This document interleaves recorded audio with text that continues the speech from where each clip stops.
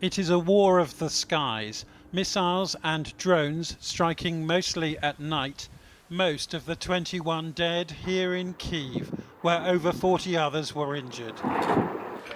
Ukrainian firefighters began putting out the flames before dawn. The Russians said they had targeted weapons factories, but the Ukrainians said these were warehouses belonging to civilian businesses. I couldn't believe it. I'd already been in Kyiv and heard explosions before, but nothing like today. You couldn't even hear it was a missile. I don't know what it was. The Ukrainians say that although they shot down around 100 drones, they failed to intercept any of the 24 ballistic missiles fired by the Russians, and that supplies of Patriot interceptors provided by the Americans are running dangerously low. At this railway station near Kyiv, you can see how exposed the Ukrainians now are.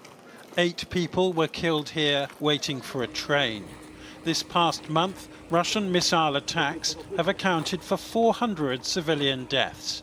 That's the deadliest month in over 4 years. In Moscow today, Vladimir Putin appointed a new head of drone warfare. Russia's president is believed to be losing tens of thousands of soldiers on the front line each month. So he's resorting to long-range weaponry and building many more ballistic missiles than Ukraine can possibly shoot down. Thank you, President. Welcome. So nice to see you. Nice to see you. Volodymyr Zelenskyy was welcoming Wes Streeting. The UK's new Defence Secretary is overseeing the delivery of 120,000 drones this year. It really was a very massive attack, but thank you so much that you're here. Nice, welcome. But in the White House last week, President Trump reportedly turned down the Ukrainian leader's request for more Patriot interceptors, saying they were needed for his war with Iran. Mr. Zelenskyy believes more Patriots could have saved lives today, though in public he aimed his anger at the Russians. That they don't want to stop, and I think that they want to continue and to increase escalation, yes, using the ballistic missiles. And we have our estimation, I want to share with you, we have an estimation that they will increase the production of such ballistic missiles. The Ukrainians have increased their own strikes deep inside Russia. This was a warehouse for the online shopping site Wildberries, 200 miles from the Ukrainian border, with each side trying to wear down the other's resolve after more than 4 years of conflict. The Ukrainians say they've attacked at least 15 Wildberries warehouses since last month, burning down 13 of them. That's bringing the war home to millions of Russians, but it's not forcing Vladimir Putin to negotiate. Basically, Wildberries is like the number one resource for Russian military because they do not get necessary supplies from the Ministry of Defense, and they have to buy a lot of things themselves. They say that they're having huge troubles getting necessary deliveries now. Though it was Kyiv which bore the brunt of this air war today, a war which is expected to intensify as both sides build and deploy even more missiles and drones. Meanwhile, in what's potentially the latest sign of the war's spillover into EU and NATO countries, German airports have been put on high alert. That's after a drone carrying explosives was found at Leipzig-Halle Airport in the east of the country. Police said that the device was found near some Ukrainian cargo planes, while in a separate incident, another unidentified object collided with the cargo aircraft nearby. A controlled explosion was then carried out. Well, a short time ago, I spoke to William Alberg, who is former director of NATO's Arms Control Center, and Nina Khrushcheva, professor of international affairs at the New School in New York. I began by asking her why she thought Ukraine was focusing its long-range strikes on Russia's Wildberry sites. Well, it's important because everybody's using it. There are two very big, those sort of the two Amazons. It's the Azon and Wildberries. And so I think the Ukrainians have chosen Wildberries. And in this sense, it's sort of a symbol of normal life in a way. And now normal life is going up in flames. And so Ukrainians decided that this is going to be their way of hitting Russia where it hurts. And is it having an effect? Is it destroying morale? Is it hurting Putin? No, not really. I mean, there is no morale, and I've been saying that despite whatever Western media is saying, this is not a people's war. The way Putin wants it is a people's war. He wants it World War II.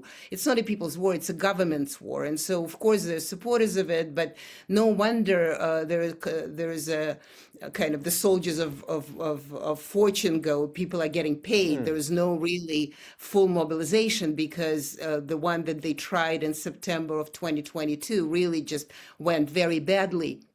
So the morale is not, but what is hurting is that more and more people they keep Googling when the war is over, and more and more people Googling how to leave Russia. And I think in this sense, it's just Russia becoming the way people feel it. It's not that it's unlivable. It's not unlivable yet, and it's a long time coming, if it is at all. But it's the country where there is no way to exit. So there's a lot of desperation in the public mood. William Alberg, I mean, on the Ukrainian side, it is very much a people's war. There's a huge level of engagement for obvious reasons. But the people of Ukraine are also far more vulnerable now in the big cities than they have been for a long time because they've just run out of interceptors, right? Those Russian missiles are getting through, as we see every day and every night. That's right. The Ukrainians are incredibly adept and able to intercept drones and the slower subsonic cruise missiles.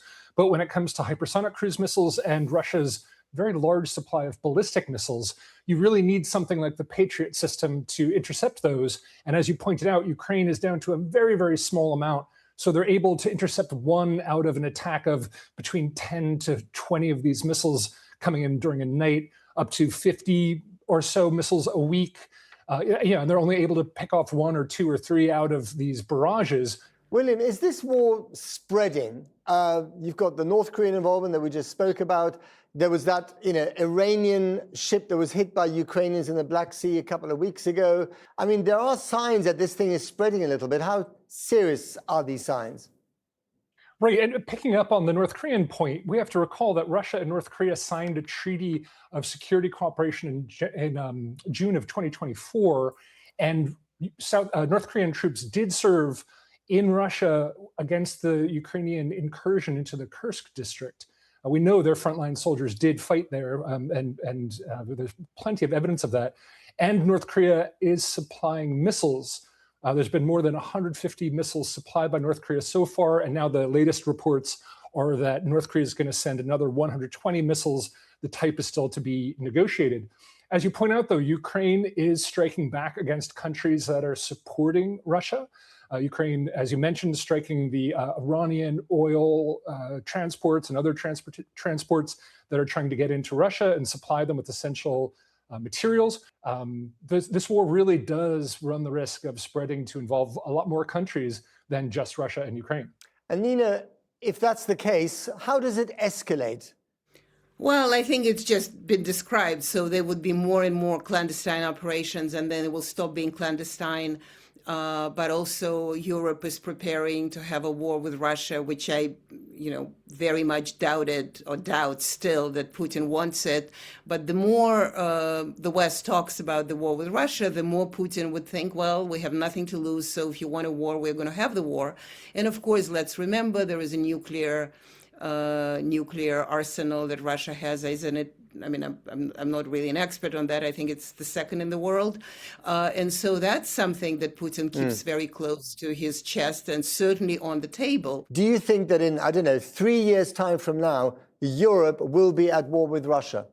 I hope not. I think that the cooler heads prevail, but it is possible. Okay. What about you, William?